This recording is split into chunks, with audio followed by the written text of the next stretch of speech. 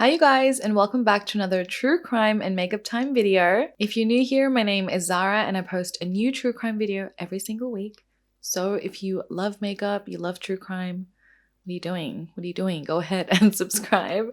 I would love to have you join the fam, and yeah, leave a comment down below if you have any recommendations or if you wanted to leave some case suggestions. I really like doing what you guys request. So today's case was requested by Stephanie, and thank you, Stephanie, for reminding me about this case. I remember exactly when it happened, and I think I honestly chose to forget about it because it honestly is such a horrific, it's such a horrific case. And it's been, a long time. So when I was researching this case, I had a really difficult time because it just brought me back to that moment, and yeah, it was really tough. And I had a super tough time actually researching this case because I never really delved deep into it, because when it happened, I was just like, whoa. So actually researching it and, finding out the details behind what happened, it just brought back a lot of emotions from the day that it happened. The act itself is so horrific and unimaginable that I'm sure it's going to upset a lot of you guys. But in saying that, I feel like this case will also bring awareness to just watching out and looking out for people's behaviors and their mental health, and especially in tense situations, and especially when children are involved. So let's talk about this case. On a side note, my hair is just it's just not cooperating with me today. So I look like I've been electrocuted. There is so much hairspray and it's just, no. And then I'm extra glowy because I wanted to use this product before applying makeup. This one is the Glow Recipe Watermelon.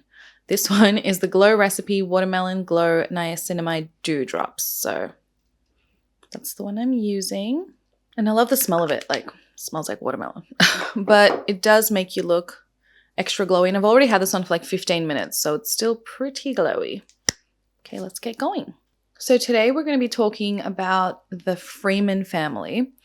And Arthur Freeman, he was the dad, and he studied computer science at Deakin University in the 1990s before he landed an IT job at RMIT, which is another university in Australia's aeronautic base in Fisherman's Bend. He loved cars and racing, and along with a bunch of his friends, he used to buy a ton of Fords, like Ford cars, and would often race them, and that was his hobby. In 1998, he met a woman named Peta Barnes, and she was a human resources rep who was just working her way up the ladder.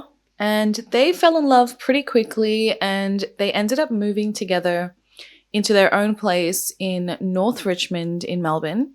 And although they only met in 1998, they ended up getting married on December 1st, 1999. And family members recall saying that that whole wedding date was really weird. It was ironic because Arthur was a computer nerd. He was an IT nerd, and he was getting married on New Year's Eve on the millennium Y2K, when everyone believed that the world was going to fall apart. So it was just ironic that he would have chosen that date. On January 17th, 2000, him and Peter moved to London, which was only 17 days after they got married. So it was very quick. He must have landed that job very quickly. And they moved to London because the IT job that he got over there was actually really well paying. Then a couple of years later, on February 1st, 2002, their first child, Benjamin, was born. And then a couple of years later after that, their daughter, Darcy, was born on 11th February, 2004. And then again, a couple of years later, their second son, their third child, Jonathan, was born on February 24th, 2006. And it's kind of crazy. All their children have February birthdays, but exactly 2 years apart. That was well planned. On June 24th, 2006, when their third child he must have been only 4 months old, and right around the time that Arthur would have received his permanent residency, for England, they ended up moving back to Australia. So when they moved back to Australia, Arthur struggled to get a job.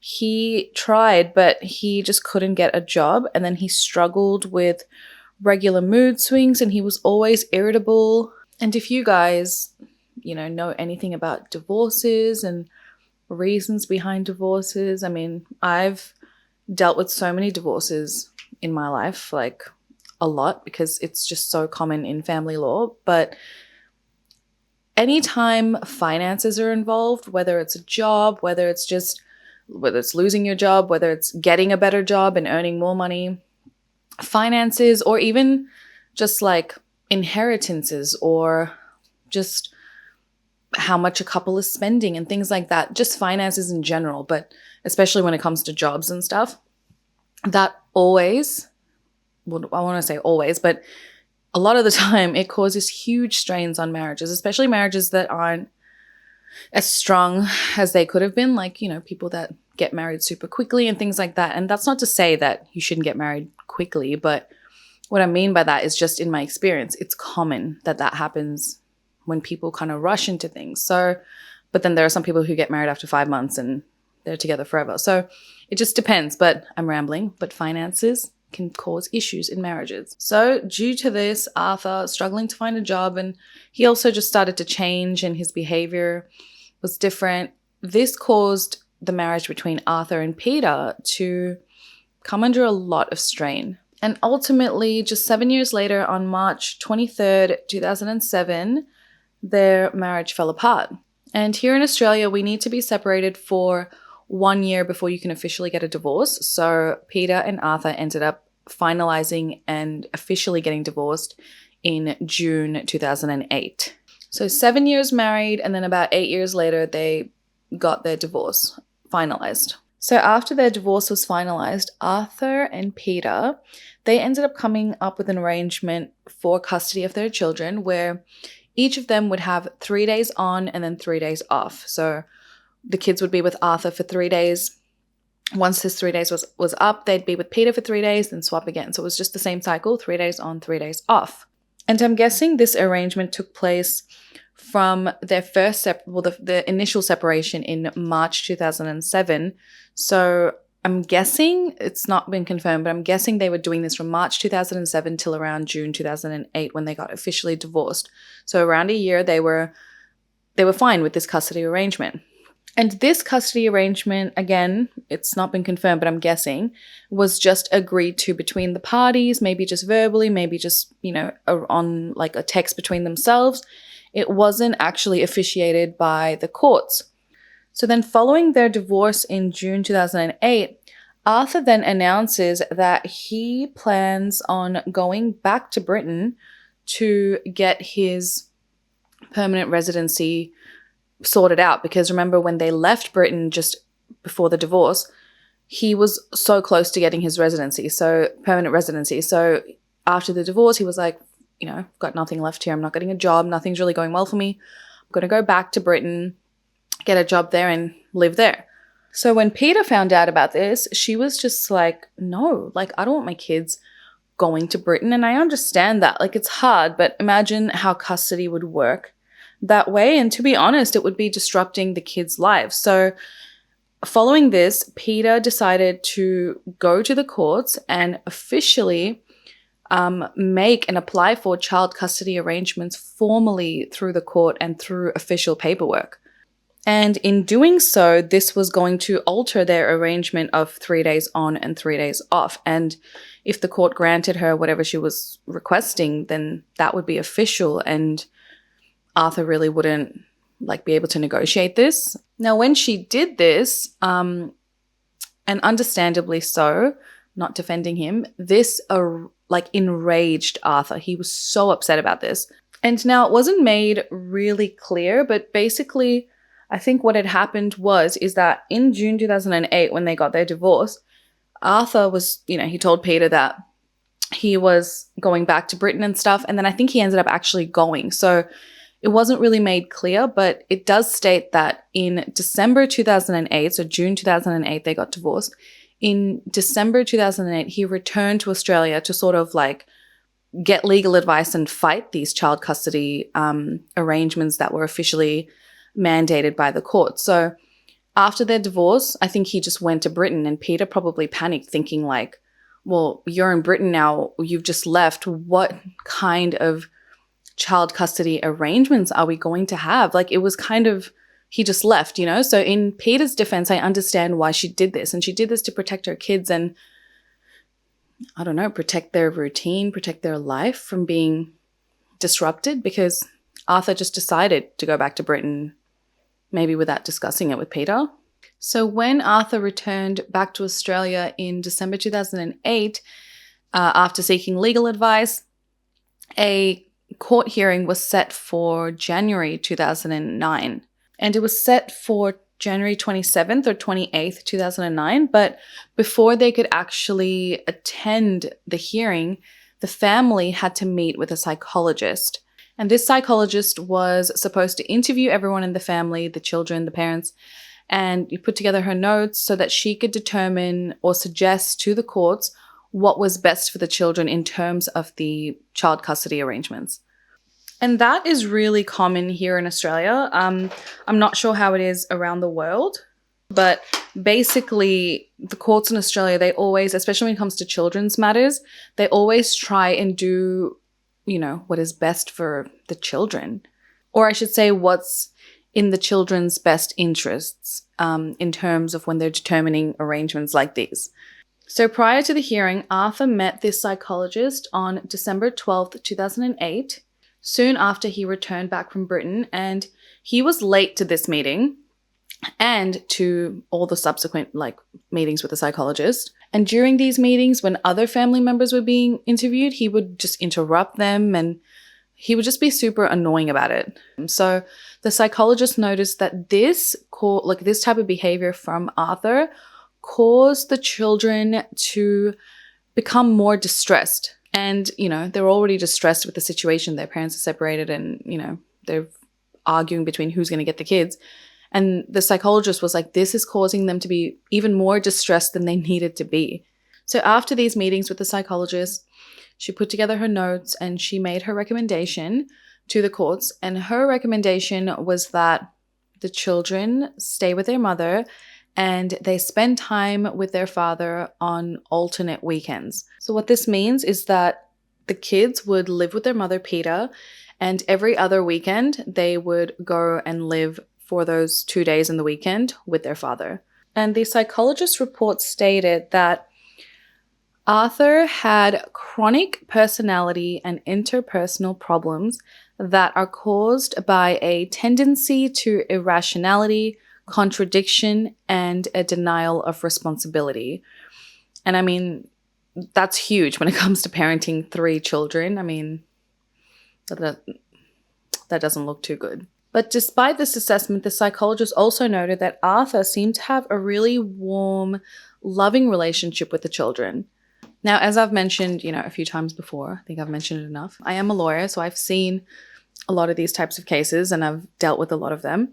And this is in no way like my expertise or anything, it's just I've been around it. But one thing that always confuses me is that I see clients' partners and stuff, they're super verbally abusive or physically abusive, just violent and things like that with their partner. But then when they go to these psychologists and stuff, the psychologist notes that they're so loving to their children and they treat their children really well. However, they also have this, and this disorder. And by no means am I saying that these type of people shouldn't have relationships with their kids. But for me, the fact that this person can be and Arthur wasn't ever determined to be violent towards Peter. That's not what I'm trying to say, but I'm just giving an example of a person being violent. If this person can show, it's not even just violence, just this type of behavior, manipulation, you know, mental abuse, things like that. If they can be so destructive towards this person being their partner, and then they appear so loving to the children or to other people, it doesn't dismiss the fact that there's a chance that they could be destructive towards the children or somebody else as well. Does that make sense? All I'm saying is that if psychologists, they note these types of findings in a person, they need to be aware, and I'm sure they're probably aware, that this particular person is, you know, on their best behavior in front of someone writing a report about them, in front of someone that's determining, you know, how their life will proceed ahead with children or with finances or things like that. And if these types of behaviors are noticed in some people, perhaps put a note on the file that, this person needs to come in for more counseling or just be monitored in a different way. Like, I hope that makes sense, because I feel like, I've read a lot of reports where it's like, oh, this person, is physically abusive to their wife or their husband, and then they're fine towards their children. But then it's like, the fact that they can even be like that towards one person. Do you know what I'm trying to say? I hope that makes sense. I'm confusing myself. Anyway, so following that report and the new custody arrangements, Peter stated that when Arthur left the courtroom after this judgment was handed down, these new custody arrangements, that he seemed fine. He just seemed happy when he left the courtroom.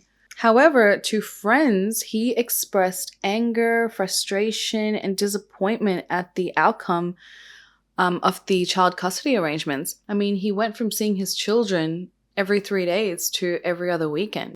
So later that night, after the custody hearing, it was January 28th, 2009, Peter calls up Arthur because he had the kids that weekend, and she calls him up that night because she wanted to speak to the children, because the next day was a school day and it was actually Darcy, the daughter's first day of school. And Arthur tells her, I'll just get the children to call you in the morning on their way to school, because right now they're not available, and yeah, you'll speak to them then.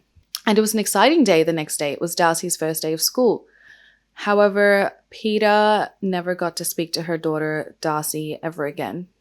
It was to be the first day of a wonderfully exciting new chapter of a sweet little 4-year-old girl's life. Darcy's life was set to blossom the day that this tragedy occurred. Darcy was super excited about her first day at St. Joseph's Primary School in Hawthorne. She was up and dressed and having breakfast already with her older brother Ben by the time her grandmother Norma, she came downstairs to be with the kids.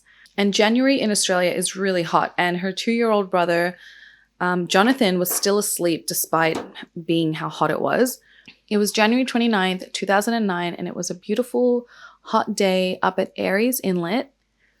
And the children and Arthur, they spent the night up there at their grandparents' holiday home, so Arthur's parents' holiday home.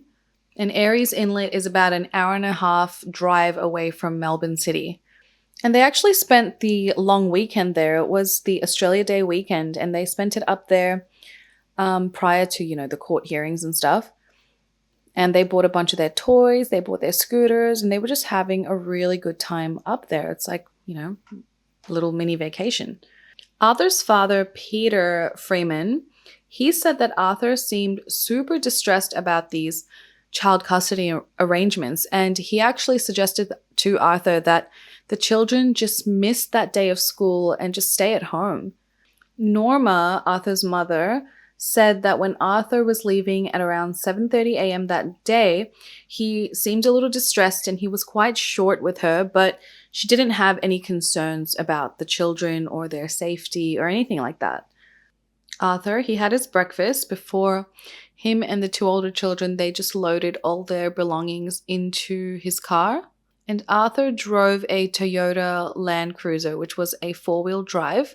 So the kids got into the car, and then Arthur buckles in baby Jack into his car seat. And as Arthur was driving the kids to school, now, again, it was like an 1.5-hour drive, but probably with morning traffic and stuff, it would have been a little bit more.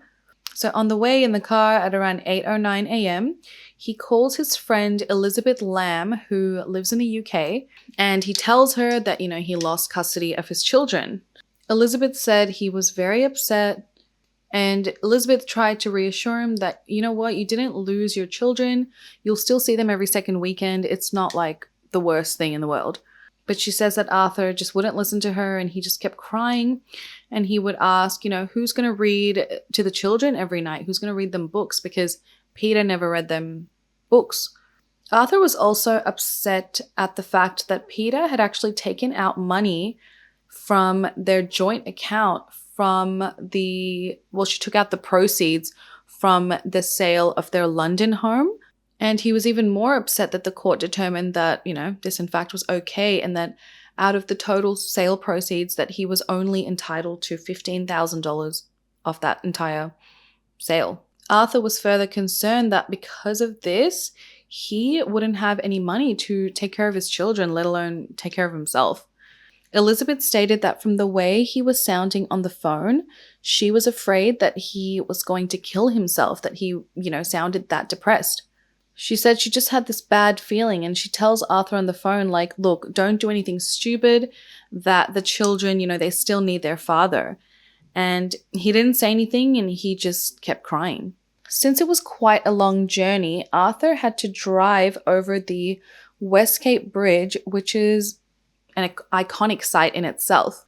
It's actually got a real history. It collapsed when it was first being constructed, and it takes a lot of traffic from the west side into the city every single day. And most of that traffic is usually in the morning when people are traveling to work in the city. When you fly into Melbourne, you straight away see the Westgate Bridge. It's right on the river where the river meets the bay. And me personally, I have never enjoyed driving on that freaking bridge. Like, I've probably driven on it maybe twice, maybe 2 or 3 times. I just don't enjoy it. It's really high up, like really high up.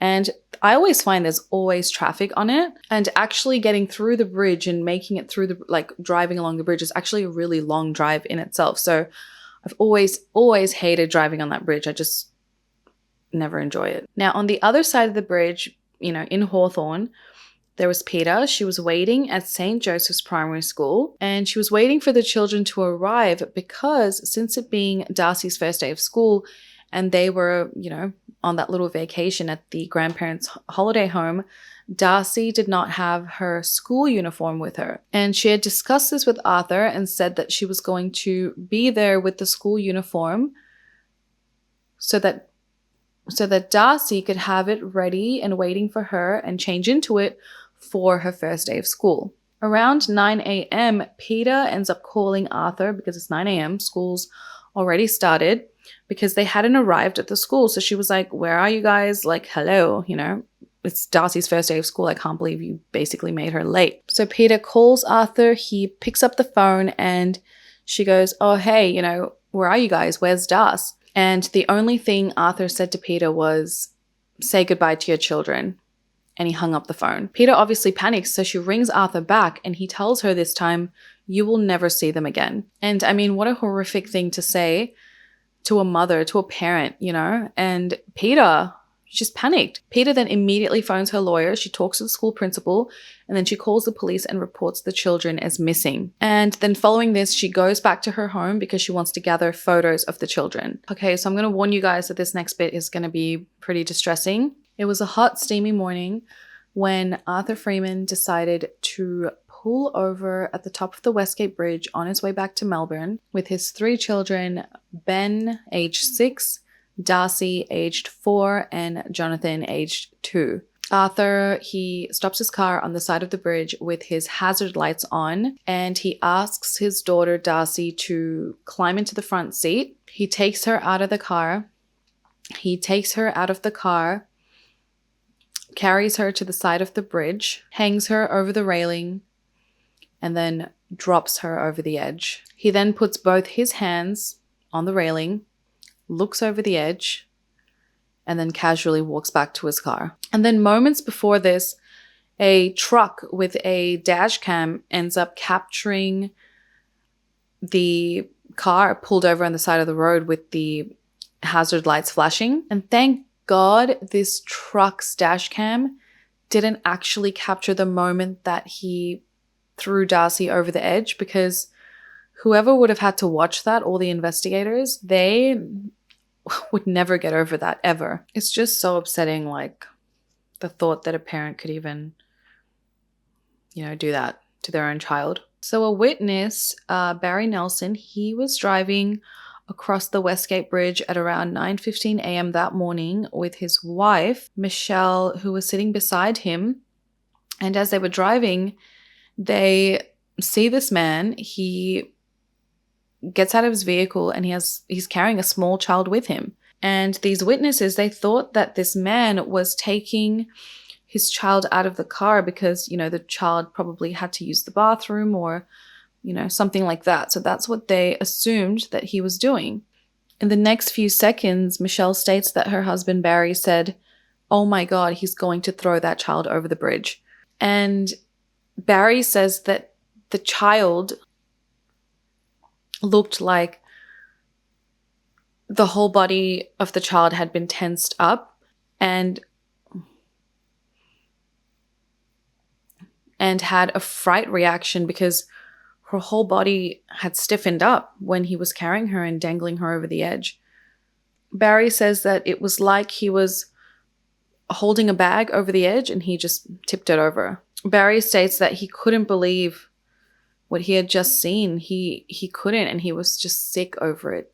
Absolutely sick. And he states that Arthur just looked like he was just throwing out a bag of trash. So Barry pulls over, he gets out of his car and he runs to the rail and says, "Hey, what are you doing? What are you doing?" And he states that Arthur had no emotion on his face. Like, he just had zero emotion about what had just taken place. Almost like nothing had happened. So then Barry starts to sort of second guess himself, like, maybe it was a toy. Maybe he just threw a toy over the edge. And he said he told himself this because he just didn't even want to believe that he had seen what he had seen. Another motorist, Greg Corwin, says that Arthur throws the child over the edge. He places his hands on the railing. He looks over the edge for a few seconds, and then he just casually walks back to his car from the back, and then he gets in his car, and then he just drives away. The rest of the commuters on the Westgate Bridge who were unfortunate enough to have witnessed this were just left there traumatized by what they had seen. And one of the saddest things was that when Arthur was driving away, Darcy's elder brother, Ben, says to his dad, "Dad, we have to go back. Darcy, she can't swim." And poor Ben, he just had no idea that Arthur threw his sister over the edge of a bridge, that the fall was more than... And poor Ben, not knowing that his father had thrown his sister over the edge of a bridge that was nearly 60 meters high. "Darcy can't swim, Dad." This poor kid, he just knew that there was water underneath the bridge. He had no idea the devastating impact that would have had on his little 4-year-old sister. At this point, the police, they were alerted about what happened. There were people calling from the bridge, but the nation had no idea about what had just taken place. When the police were receiving these calls, they stated that they thought it had to have been a mistake, but they were receiving so many calls about this, but they just couldn't believe that a man had thrown his daughter over the bridge at a nearly 60-meter drop into the ocean. So Darcy, she had survived the fall, but she was fighting for her life. Water police were on scene within 10 minutes of the calls being made, and she was pulled out at about 9:30 a.m. after allegedly being thrown into the water at around 9:10 a.m. So she was in there for quite a while. Ugh. Paramedics worked on Darcy for around 50 minutes at the scene before she was airlifted to the Royal Children's Hospital. And Darcy was in critical condition with massive, massive internal injuries. Peter, at this point, was informed by the police, and she was now with the police waiting to see Darcy. Soon after, Peter was able to spend some time with Darcy at the hospital, where she later died at 1 p.m. that same day from all her internal injuries. It's just like, so... I mean, a lot of the cases I've done are upsetting, but this one is just so upsetting, you know, like when you think about how little she was. And so let's talk about, you know, what Darcy was like. She was only 2 weeks shy of her 5th birthday. Darcy liked ballet, and she would often break out into song and dance. And her older brother Ben would always call her Little Darcy. And she always went to her father, Arthur, for hugs. Meanwhile, Arthur, he continued his drive into the city with the 2 boys, and he arrived at the Magistrates Court foyer at around 9:40 a.m. Arthur, who had just minutes before thrown his daughter over the bridge, stood there shaking, crying, and staring out the windows of the magistrate's court building. Tears ran down his face and his nose was running, but he just didn't wipe it away. Court staff also tried to speak with Arthur, but he just wouldn't respond. He simply stood there shaking, staring, crying. His son, Ben, sits behind him in his school uniform, and his 2-year-old son, Jack, who was just wearing a diaper, was just standing at his feet and wouldn't let go of Arthur's leg. The boys would tug at Arthur's arms and they would put their arms around his waist, but Arthur just wouldn't budge. He would just stand there. The kids then walked away, but Arthur doesn't stop them. He just stands there, staring. Security staff first noticed Arthur when he came up to them and tried to hand over his 2-year-old son, Jonathan, to them. And Arthur was told to just keep the child and walk through the x-ray machine. They asked him if he was okay, and he just began crying immediately. The CCTV footage shows Arthur crying for around half an hour. And Ilana Katz, a psychologist of the court, was one of the people who attempted to speak to Arthur. And she noticed he was significantly distressed and appeared to be in a frozen state. Arthur was then taken from the courthouse by the police to the St. Kilda Police Station complex. Just before he was taken away, he asked the staff and the police to just take care of his children. A clinical forensic registrar named Justin Duplessis was called to the St. Kilda Police Complex to interview Arthur and determine if he was even fit to be interviewed by the police. He was extremely concerned for Arthur's mental state, and he wrote that he was clearly not fit for an interview. He was hunched over in his chair, he wasn't speaking, he wasn't replying to Justin. He didn't respond to anything, not even once. There wasn't a single verbal response. And he was just shaking and trembling. And Justin determined that he was in acute psychiatric distress. So let's talk about his trial, because that began pretty much immediately. During this trial, he, would bare his teeth in like weird facial expressions. He would whimper and cry. He would guzzle water, when the evidence about what happened to his daughter was being presented. For most of the trial, he just stared into space with just these big wide eyes.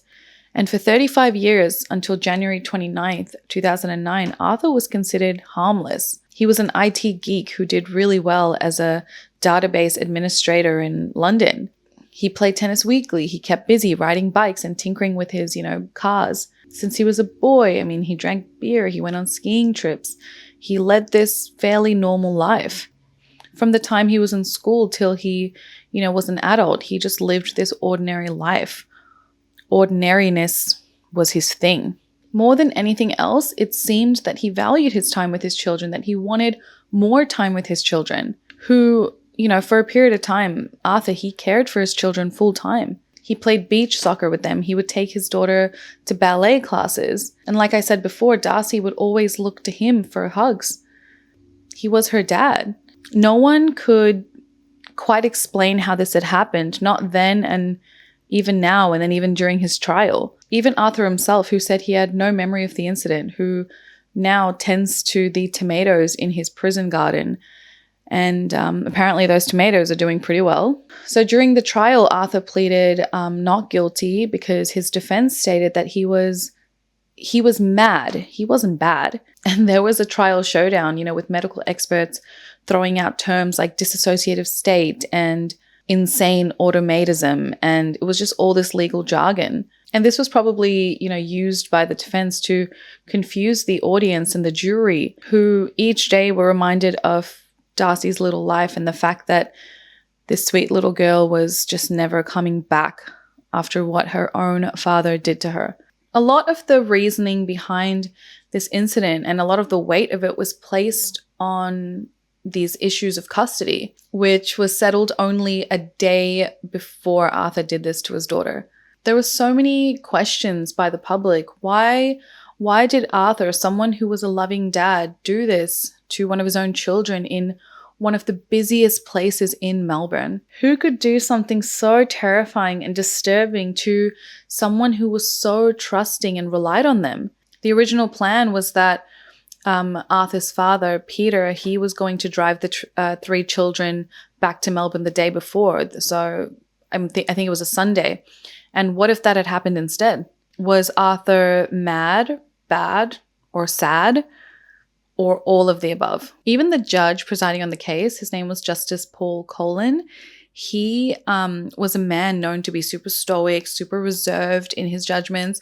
And even he extended, words of kindness to witnesses during the trial. He told one female witness, don't blame yourself. And even to the witnesses who had these phone calls with Arthur on the day and then the day before, where he would complain about the custody arrangements, perhaps they wished they did something or said something to prevent this from ever happening. Arthur's own father, Peter, after he gave his evidence in the case, he looked to the judge and he was like, I've lost my granddaughter. You do know that. I've lost my granddaughter. And Justice Colin responded, I know, I'm a grandfather too. I understand how you feel.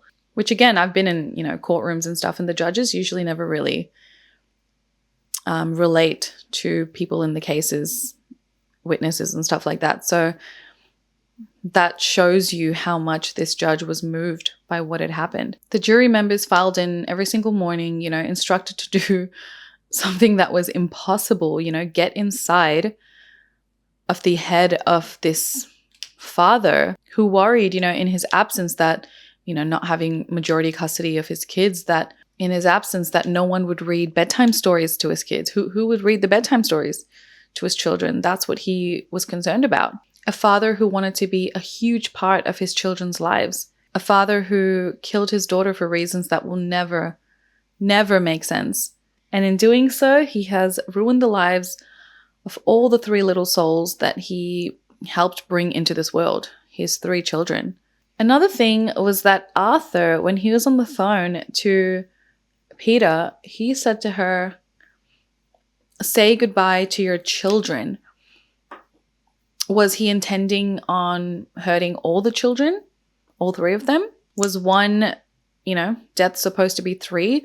After what he did to Darcy, could he just not go through with it?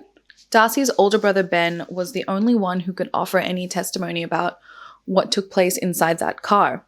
He stated that him and Darcy were just playing games in the back seat, that there were books and crayons to play with, and their baby brother Jonathan was just in his car seat drinking from his bottle. And Ben says when they arrived on the Westgate Bridge, the car just stopped and their dad asked Das to climb into the front seat. And according to Ben, Arthur said please to Darcy. And then Ben states that that's when everything happened. I mean, he was only 6. In November 2008, according to a close family relative, Arthur had stated that Peter would regret it if he lost custody of the kids. I mean, that was only 2 months before this happened. And this family member says that that comment that Arthur made just goes through his head over and over again. And he wasn't sure if that's what he meant when he said it, that that's what he was intending to do, but that he did suggest that he was going to make Peter's life hell. This coincides with accounts from Peter's side of the family, from her family members, who state that Arthur was actually calculating and easy to underestimate, that he was a control freak who lost control after his marriage broke down. One incident that I think is super important to mention is that when Arthur and Peter, they split in around March 2007, Peter had actually spoken to a doctor about her fears. And following this, there was an ugly incident. Arthur and Peter had just talked, and according to her, Arthur grabs their baby son from Peter. The 2 of them had been talking, and then following this conversation, Arthur grabs their baby son, Jonathan, who would have only been around 5 to 6 months old at this time. And the way he was, or the way he grabbed him, or the way he was acting, Peter was worried that Arthur was going to throw baby Jonathan into the fire. There was a fireplace nearby. She states she bit Arthur, her mother then slammed the baby stroller into Arthur's back, and then the police were called. So look, if you even have this type of thought that someone would harm your child even for a second, I believe there needs to be further action taken. As moms, as parents, as guardians, we have these instincts for a reason. And I don't know, I think it's important to act on it. Like, we're not being dramatic if you have that feeling. I mean, you know if you're being dramatic, right? So if you genuinely have this feeling, it's like Arthur was just super happy about the divorce, about the custody arrangements, about the financial split. He was worried he wasn't going to have enough money. Now, when I stated that Peter took some money out of, the London property sales, she took more than $300,000 out of that account. And then out of that, money that she took out, the court determined that he should receive $15,000 of it, which is, I don't know how that's fair, but maybe because she had all the children, she needed the money. So there is little doubt that Arthur, whether it was rational or not, he felt bullied and he felt threatened. His father, Peter, agreed with the court about his son's mental health, saying that his mental health had severely deteriorated since March 2007. He felt that Arthur was paranoid, he was confused, he was anxious, and he was teary. And, before Peter would sort of suggest Arthur get some help, he noticed there had been some improvement. So he probably just thought, time is going to heal all these wounds. Arthur's lawyer argued that his client could not distinguish between right and wrong. He was mentally ill at the time he killed Darcy. Arthur had no psychiatric history or criminal record prior to Darcy's death, but only one of 6 psychiatrists that interviewed Arthur agreed with Arthur's lawyer. A psychiatrist named Yvonne Skinner, her findings or conclusions were much more sinister than most. She has handled, had awful experience in this. She has handled more than 80 cases where parents kill their children. And she concluded that Arthur's behavior and actions were more consistent with the term spousal revenge. And this theory suggests that the child itself is not the reason for the violent rage, but more used as a weapon of vengeance against their spouse. This conclusion served to reduce Darcy's killing to just be used as a form of collateral damage to hurt Peter. I mean, Arthur wasn't the first father in the history of the family court to be upset by its decisions, upset about the financial decisions, about the custody arrangements. Some men feel stripped of their wallets, of their dignity. Some grow depressed and outraged. Some go out and do unspeakable things in the form of vengeance. I mean, once in New South Wales, a family court judge was shot dead. Other judges have been threatened. Some fathers have even taken their own lives. These things happen, bad things happen, but only one father took his daughter and threw her over the bridge. When handing down the sentence, the judge stated that Arthur just used his daughter to hurt Peter as profoundly as possible. It was spousal revenge. On April 11th, 2011, the judge sentenced Arthur Freeman, who was 37 years old at the time, to life in prison with a non-parole period of 32 years for the murder of his 4-year-old daughter, his sweet girl Darcy, who he used to seek revenge against his ex-wife Peter. Arthur, throughout most of the trial, showed no emotion, no reaction, but once the sentence was handed down, he just burst into a fit of rage and he had to be pulled from the courtroom by guards. The judge ended up giving a 40-minute statement on the entire trial, and Judge Colin ended it with saying that Arthur showed no remorse and he wasn't sorry for what he had done, and he just didn't even understand the enormity of his actions. Arthur never said sorry for killing his 4-year-old daughter, Darcy Freeman. In 2012, Peter, Darcy's mother, launched civil action against Vic Roads, which is basically like our DMV, who takes care of the roads and licenses and stuff like that. And she actually won a confidential settlement from this lawsuit from Vic Roads. And she sued them over the lack of safety barriers on the Westgate Bridge that potentially would have saved her daughter's life. Soon after Darcy Freeman's death, massive barriers were erected on the Westgate Bridge. And it's crazy because before it was just like a normal railing, which when you think about it, like this bridge is up so high. Why would we just have a normal railing? I guess for the view, it's kind of insane. But now there are these massive barriers, like they're really up high, like no one can climb it. And it even curves down. So if you even try to climb it straight up, it kind of just brings you back over the road, if that makes any sense. So it doesn't just go straight up where you can just climb up and then jump off, because there have been suicide attempts off that bridge. So these barriers like curve inwards, which I think is a really smart idea. Okay, I'm so glad I'm done talking about this case. This one was really a struggle town for me. Like my makeup kept smearing because yeah, it was just insane. It's so disturbing, and I just keep picturing what Darcy would have even been feeling being dangled over that bridge. Your father is doing that, the one you love. And worse, when she was dropped, when she was dropping what she felt. And worse, when she was laying there in the water waiting to be rescued, probably in so much pain. And then in the hospital to lay there probably on life support. Like, it's just what a horrific thing to do to such a small child, such an innocent child. Like, it's horrific. It's just disgusting, and it makes me want to throw up. And when it's innocent children like this, it's worse to me than any other crime, purely because it's just an innocent little child. I remember the day this happened clearly. I was on my way to university, and I was driving in my car, and I was nowhere near where it happened, and I didn't have to go, near where it happened. But I remember I was listening to the radio, and all the songs kept getting interrupted for these news updates, and I wasn't really paying attention to what they were saying. I just kept changing the channel because I wanted to listen to more music. And then eventually it just was on all the stations. So then I remember hearing about it, and I was like, wait, what? Like, you couldn't even believe what you were hearing.